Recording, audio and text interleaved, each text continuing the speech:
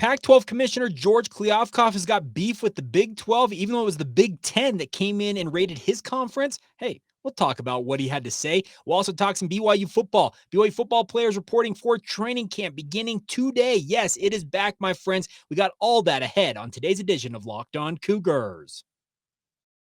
You are Locked On Cougars, your daily podcast on the BYU Cougars, part of the Locked On Podcast Network. Your team every day.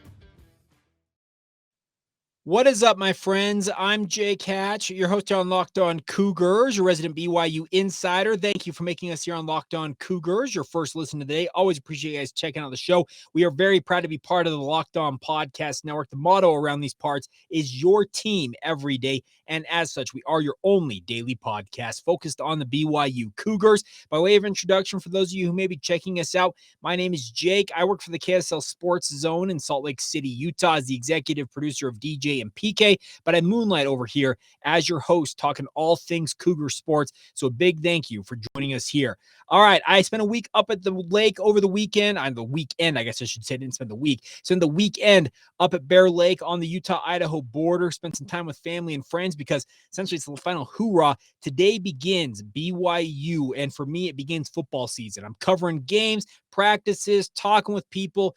This is the best time of year. I absolutely love it. It's also my most busy time of the year, but I cannot wait to be covering all things Cougars. And a big thank you for you guys checking out the show as you guys do every single day. Now, Friday was Pac-12 Media Day, and George Kliavkoff, the Pac-12 commissioner, took to the podium, and I would say in a word that he was pretty feisty, standing up for his conference, saying that, hey, we're stronger together, trying to put out an air of confidence about the remaining 10 teams currently in the Pac-12. He also made the comment, well, if UCLA wants to come back, we'd leave the door open for them. I'm sure they'd open the door for USC as well. The thing right now with the Pac-12 is they know that they are vulnerable. It's similar to what the Big 12 was a year ago. Now, there was a very interesting story out there. I was reading about all of this while I was up on the lake, catching up after a day out on the water. But the biggest thing about Kliavkoff says we are bullish about the Pac-12's future and our future opportunities for long-term growth, stability, and success. He then added that our conference boasts 10 of the most iconic and innovative brands in all of sports, all-around excellence in academics and athletics, and a half dozen of the most valuable markets in this country. Then he went on the offensive, going after the Big 12. With the respect to the Big 12 being, quote, open for business, Kliavkoff said, I appreciate that. We haven't decided if we're going shopping there yet or not. So that's the thing about this. George Kliavkoff, he is angry at the Big 12, despite the Big 10 being the conference that came in and scooped up the two most lucrative franchises, I guess I'd call it, the two most valuable brands in your conference. The Big 10 scooped them up, and you're the one that's lobbing insults at the Big 12? Okay, go right on ahead. He said this, I've spent 4 weeks trying to defend against grenades that have been lobbed in from every corner of the Big 12, trying to destabilize our remaining conference. And I understand why they are doing it. When you look at the relative media value between the two conferences, I get it. I get why they're scared. I get why they're trying to destabilize us, but I was just tired of that. He later said that no Pac-12 team is going to the Big 12. That's cute, George, that you think that. I applaud you for saying that, because you have to say that. Let's be frank. He's got to say something like that. But here's the thing.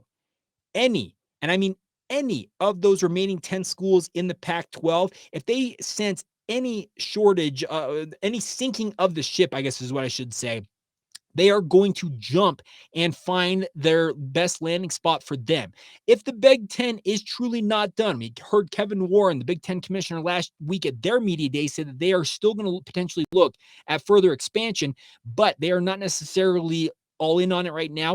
The biggest thing right now for the Pac-10 and for George Kliavkoff is to kind of get those 10 schools remaining in the conference to coalesce around themselves and say, you know what, we're going to make a go of this as currently constituted. I don't blame the Big 12 and the whole thing with the insults, he said the grenades being lobbed from every corner of the Big 12, trying to destabilize the Pac-12. He says he's got plenty of messages from different people in the Big 12, sending messages to chancellors, university presidents, I'm sure athletic directors in the Pac-12, trying to essentially say, hey, consider jumping over here. He's trying to make sure that his job is intact. I completely get the whole grounds of where George Kliavkoff is coming from. But if you're a guy like Brett Yormark, the new commissioner of the Big 12, who, by the way, we should officially say welcome to the Big 12 conference, Brett Yormark. He officially mans the post beginning today, August 1st, is the beginning officially of his run as Big 12 commissioner. So congratulations to him. But essentially, George Kliavkoff kind of took the gloves off and is throwing haymakers over at the Big 12, despite the Big 10 being the brand, the conference that came and essentially tore his conference apart. I don't know. I like I said, I get what George Kliavkoff is trying to do. He's trying to make sure that the Pac-10, the Pac-12, I guess is what I should call it, the remaining 10 schools in the Pac-12 right now feel good about their opportunities. The biggest thing for all of this right now is we are still waiting on the final word of that exclusive negotiating rights window with ESPN and or Fox for the Pac-12. According to John Canzano, who covers a lot of stuff with the Pac-12 at the Bald-Faced Truth up there in the Portland area, he said that window closes later this week on August 4th. At that point, we'll probably have a better idea of what the media rights value is for the remaining 10 schools in the Pac-12. Obviously, if UCLA were to decide they wanted to return to the conference, according to Kliavkoff, they'd be welcome back, and that would obviously add a little bit more to the coffers for the Pac-12. But I do not get him being so, I guess, straight up about, not straight up, being so, I guess, I don't know, fiery, feisty, lobbing insults essentially at the Big 12 when it's really the Big 10's the one that you should be angry at. I don't know. I guess he's trying to make good with the Big 10 in case some of the other schools in that conference have said they want to jump to that conference and he wants to get a job with the Big 10. I don't know. The biggest thing is if you're the Big 12, go all in. Brett Yormark said we're open for business. I actually love his comment. And the fact that George Kliavkoff, well, I'm glad they said they're open for business. We haven't decided if we're going shopping there or not. You can say that all you want, but guess what? Your schools have waved the finger, the no finger, the Dikembe Mutombo finger at schools for many, many years. They had a chance, speaking of the Pac-10, the Pac-12, whatever you want to call it, to destabilize the Big 12 last year. Carol Folt, the USC president, the university president of USC, she slowed down essentially and forced the Pac-12 to abandon potential expansion last year. Well, what did she have up her sleeve? Well, she was going to vote for the Big 10. The biggest thing is the Pac-12, they've made their bed. They need to sleep in it. That's the thing about it. You can go after the Big 12 over and over again as much as you want if you're George Kliavkoff. But if any of these schools feel like the Big 12, and more importantly, like I say, let's say the Big 10, et cetera, if any of those schools think that their best option for their future is to jump ship and go somewhere else, what are you going to do to stop them? Nothing. That is what you're going to do. You're going to do nothing to stop it. So I respect Kliavkoff for putting on a brave face and trying to say, "Hey, this is who we are. We're gonna rally together. We're gonna circle the wagons, and we're okay." Okay, that's great to say right now, but does it mean that they're gonna stick around long term? I don't know that they do. So it's interesting comments from George Kliavkoff, and we'll continue to track all this. Obviously, make sure you guys are up to speed on everything with regards to conference realignment, but. Sounds like there are some uneasy feelings out there in the Pac-10, the Pac-12. I don't even know what to call it. I'm going to call it the Pac-10 because there's only 10 schools remaining right now, beginning in 2024. But nonetheless, very, very interesting times ahead. And if I'm Brett Yormark, that meme that our good friend Jeff Hansen keeps putting up there, that smile, like I'm coming for you. Go for it. I'd love nothing more than for the Big 12 to go and destabilize the Pac-12 a year after the Pac-12 had a chance to essentially pick the Big 12 apart. The Big 12 got up off the deck. Now it's their chance to land the knockout blow. Do not miss. Land it if you're capable. That's me, a message I would pass along to Brett Yormark. Go make yourselves the bully. Do not be passive. Don't pull a Pac-12 and sit on your hands.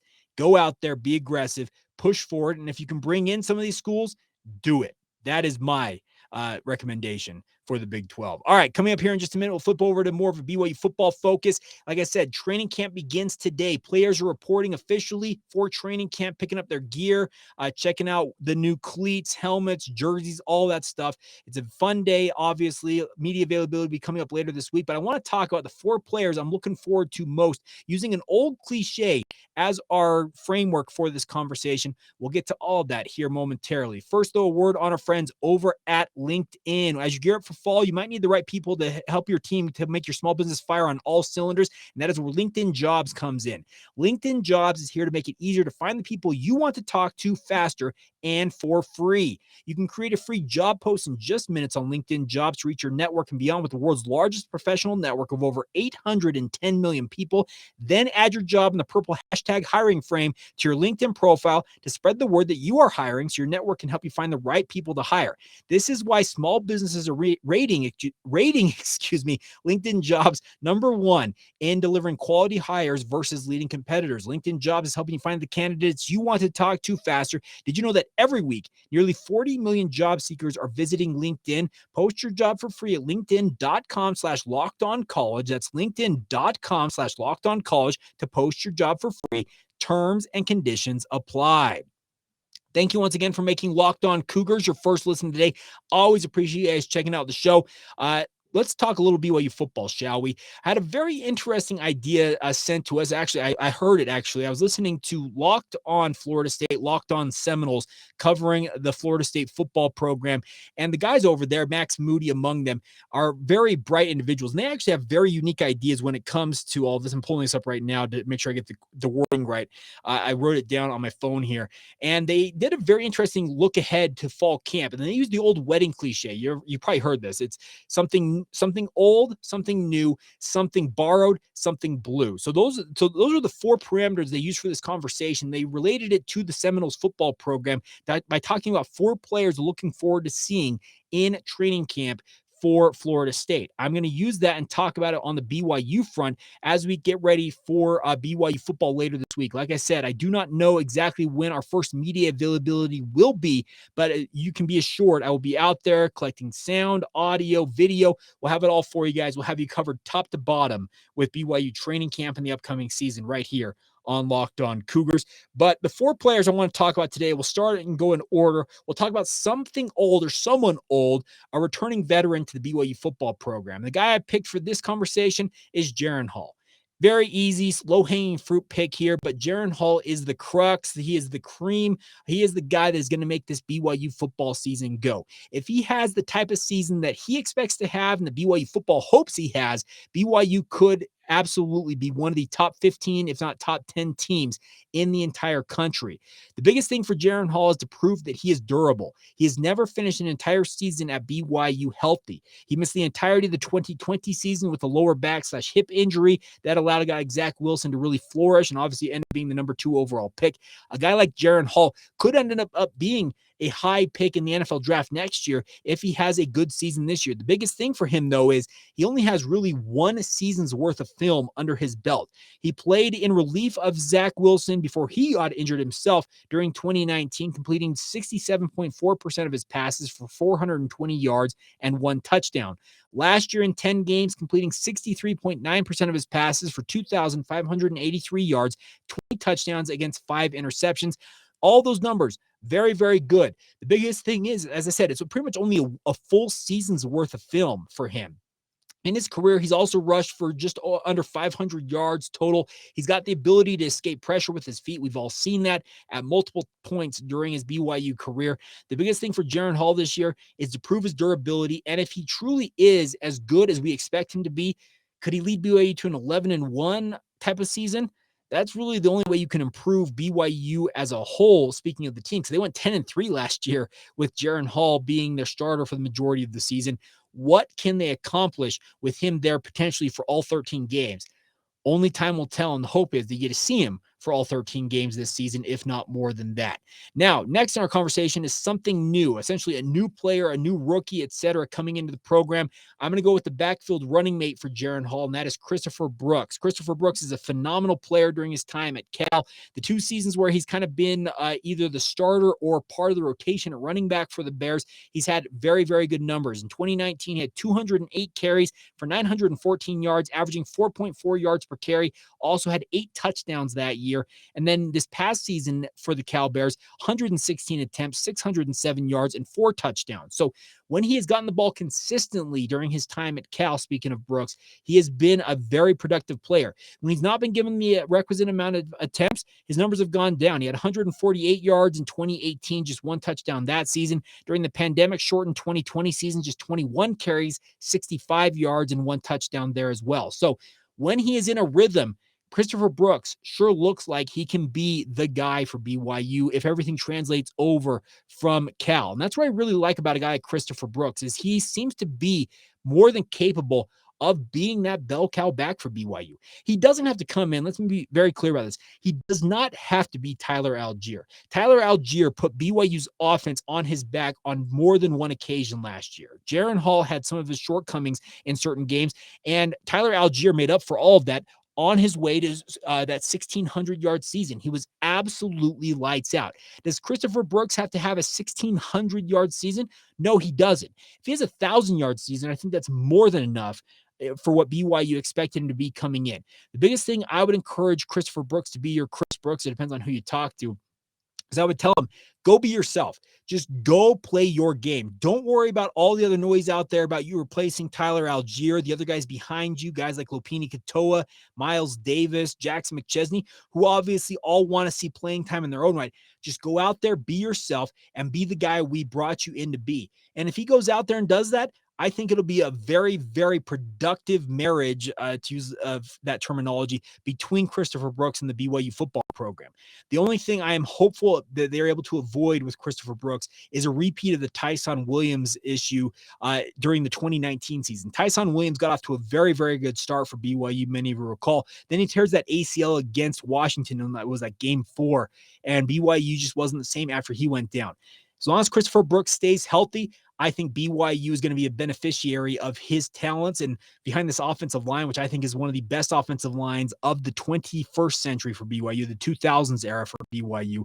I think it's absolutely phenomenal. He should have a very, very good season. And the good news is it's a much better offensive line than the one that Tyson Williams was playing behind when he got injured. All right, next on the conversation is someone borrowed, a transfer coming into the program. I'm going to go with the Vanderbilt transfer, Jeudy-Lally, coming into BYU, has starting experience in the SEC with the Commodores across 2 different seasons. I believe he actually played also as a true freshman during 2019, but he's played parts of 3 seasons for the Vanderbilt Commodores. Very, very productive, all things considered. Had 50 tackles a year ago for Vanderbilt, 35 of those solo. He has pass breakups across both seasons of stats for him in 2020 and 2021, as well as 1 interception in each season as well. The hope is that Jeudy-Lally can come in and immediately compete for playing time, if not a starting job for the Cougars. I think he is going to be a huge part of the defensive backfield for BYU, and he's going to rotate heavily right off the bat, because when you lose 2 of your guys that were in the rotation from BYU's last training camp, I'm speaking of Isaiah Herron as well as Keenan Ellis, both of them are now medically retired from playing football. You needed somebody to come in that already had experience playing, and Jeudy-Lally's got more experience at the highest levels of football than pretty much anybody on BYU's roster. When you play in the SEC, I don't care that he played at Vanderbilt. Let me be very clear about this. When you have played in the SEC as he has faced maybe the best talent in terms of wide receivers, tight ends, that type of stuff that he can see outside of playing in the NFL. That is the best football conference in America.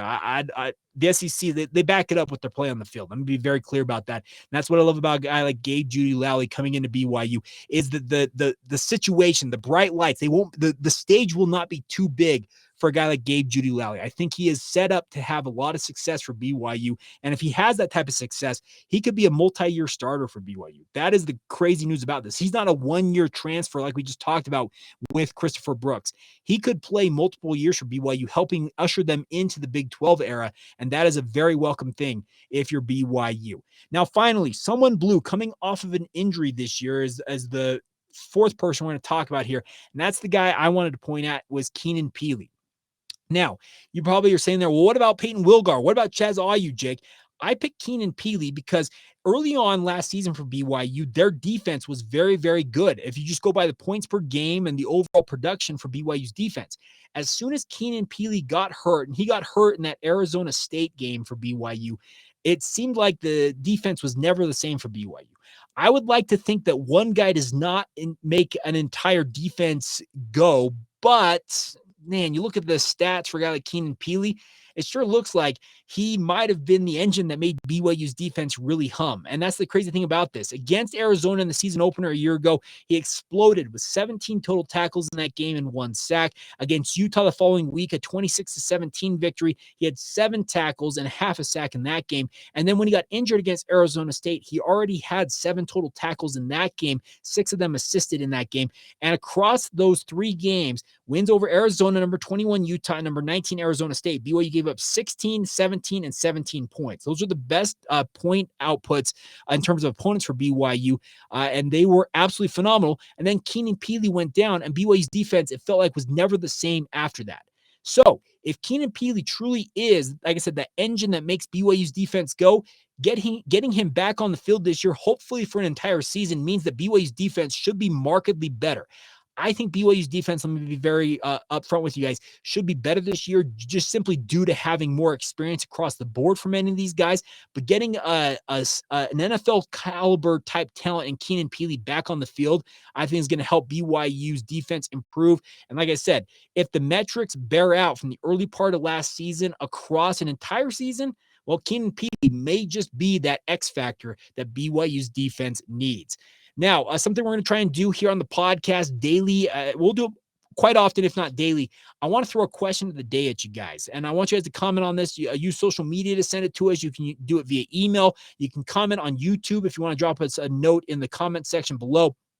Who is the player or the players? I'll give you a chance if you want to do multiple guys that you are most looking forward to seeing this year for BYU. It could be a guy like Keenan Peely, like we just talked about, a guy that you feel like could be that X factor for BYU's defense. It could just be a guy that you simply, as a fan, or he's the guy you love watching in a BYU uniform.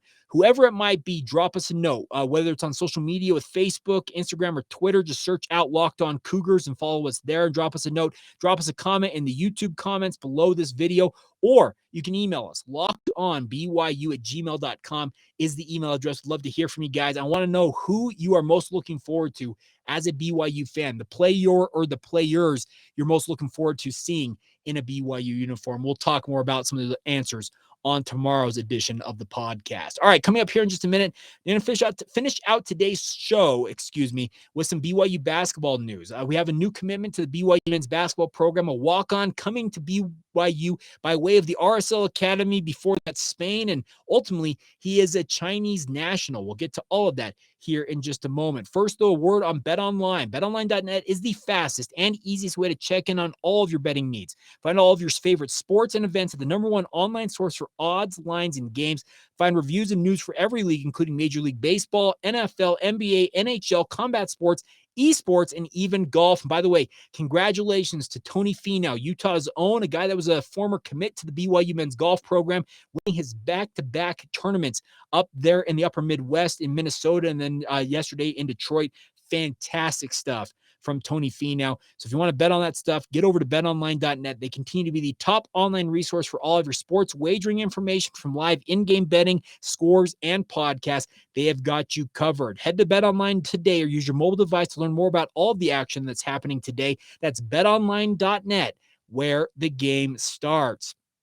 All right, before we go on today's show, some of you may have noticed I'm a little more red in the face, got a little sunburn at the lake this weekend. I also shaved the beard off. I was up at the lake and decided, you know what, it's time to shave it off. But apparently Mrs. Hatch wants it to come back. I don't know. So I guess along with some of the BYU football players, it seems to be an annual tradition. They like to grow their training camp mustaches. They actually, some of them keep them throughout the entire season. I guess I will be growing a training camp beard. So starting off August, clean shaven, and I guess this will be the last time I'm shaving for a while if Mrs. Hatch has her way. So kind of funny. I took it off thinking that she wanted me to take it off, and she said, no, you know what? I want you to grow that back out. So those of you who said I look good, those of you who said I looked good with a beard, you're going to get your wish. It's coming back. So give it a few weeks. But yeah, I decided to shave it off, and apparently that was a mistake. All right, before we go, let's actually get to some other news on BYU basketball front. Congratulations to Hao Dong, who is officially committed to the BYU basketball program. He is a forward swingman type coming to BYU by way of RSL's Academy. Real Salt Lake, of course, the soccer franchise here in Utah, part of Major League Soccer. They have a high school, a STEM academy that they sponsor both soccer and men's basketball. And he is, speaking of Hao Dong, has committed to BYU as a walk-on from the RSL Academy. He spent the last year with their postgraduate team, speaking of the RSL Academy. So he is an older prospect, I believe, 20 years old, according to Robbie McCombs from Vanquish the Foe. Playing his postgraduate year with RSL's Academy actually gave him an opportunity to play against JUCO programs, junior college programs. He had 25 points in a game against Western Wyoming, also had 15 points against Snow College. So this is a kid who's got some talent, folks. This is not a scrub that BYU is bringing in here. He spent much of his high school time in Spain playing and learning the game of basketball over there. He is 6'5" or 6'6", depending on which service you happen to look at. He's probably going to come in and play that swingman role for BYU. He's a low-risk, potential high-reward because he's a walk-on to BYU men's basketball program. They are not using a roster slot, a scholarship on him if he doesn't pan out because he's still very much a raw player, but he decided to forego the JUCO route and enrolled at BYU. And the good news is I think a guy like Mark Pope can take some time and help him develop into a player. And if it works out that way, Hao Dong, like I said, it's a very low risk, but potential high reward. If you ultimately need to put him on scholarship at some point during his career, that means it worked out. It means that he was the player that you envisioned he might be able to become when you scouted him. And I really like the potential that he has here. He played for Real Betis Baloncesto from 2017 to 2021 on their under 16, under 18, and then also playing in Liga EBA, which is the fourth tier level of the Spanish basketball league system.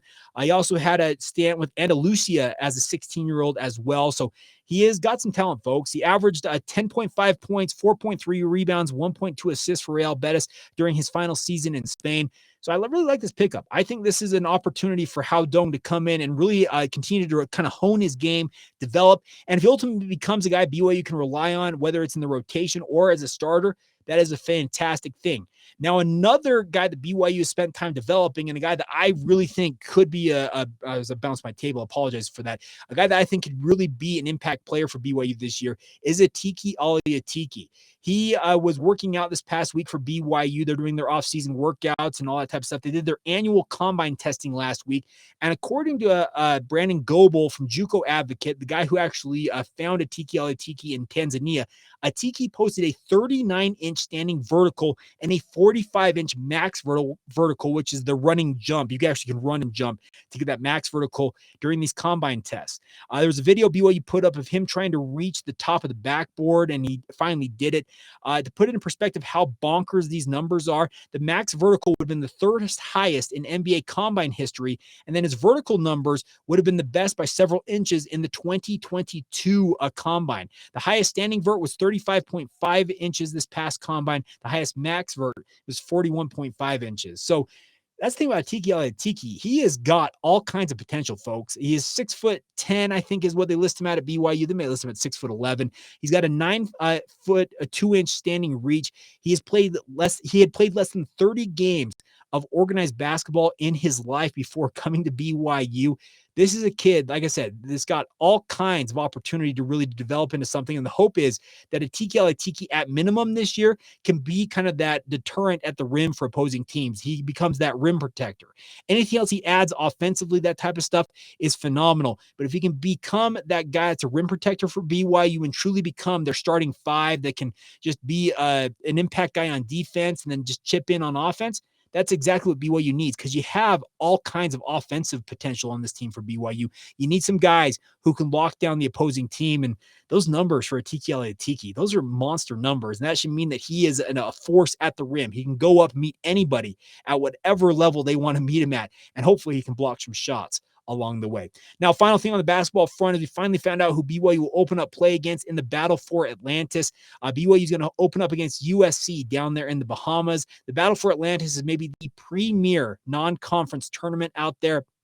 They always get top teams. This year's field includes Kansas, NC State, Dayton, Wisconsin, Tennessee, and Butler, alongside USC and BYU. So big opportunity for BYU in this tournament. These are all going to be quad 1 or quad 2 games at the very worst. These are the type of games that will make or break your NCAA tournament resume for BYU in their final season as a member of the West Coast Conference.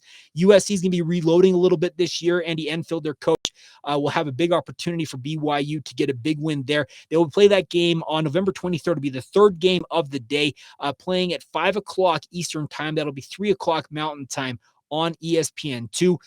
When that game wraps up, the final game of the night, Tennessee and Butler, BYU will face either Tennessee or Butler in that next round. So if you lose, you play the loser. If you win, you play the winner. You guys get what I'm talking about with this tournament format. But it's a big opportunity for BYU. USC was a 6th seed in the NCAA tournament last year. They lost their top player and leading scorer, Isaiah Mobley, to the NBA, but returned other key contributors. So the nice part is BYU has an opportunity to pick up a big win to start off that tournament against a rebuilding or reloading USC team. It's a nice draw for BYU, if I'm being honest. You could have played a team like Kansas in that opening round. It'd be a little tougher if you're a BYU basketball fan. All right, so there you go. That is everything you need to know about BYU basketball and BYU football. Wrapped up in one, a full weekend of BYU sports. And the good news is it's football season, folks. It is go time. So weigh in on the question of the day. Which player or players are you most looking forward to seeing as a BYU fan this fall? Love to hear from you guys. We'll get some of those reactions on tomorrow's show. And a big thank you once again for making us your first listen of the day. Want to encourage you guys now to make your second listen of the day. Our friends over at the Locked On Big 12 podcast. Josh Neighbors does an incredible job making sure you guys are up to speed on everything going on in the Big 12 Conference. Get that free and available wherever you get your podcasts, just like this one on YouTube or in the regular podcast form as well. All right, that'll do it for us. Have a great rest of your day whenever you hear this / watch it. Hope you're all doing well, and we'll be back with you guys again tomorrow. This has been the Locked On Cougars podcast. See ya.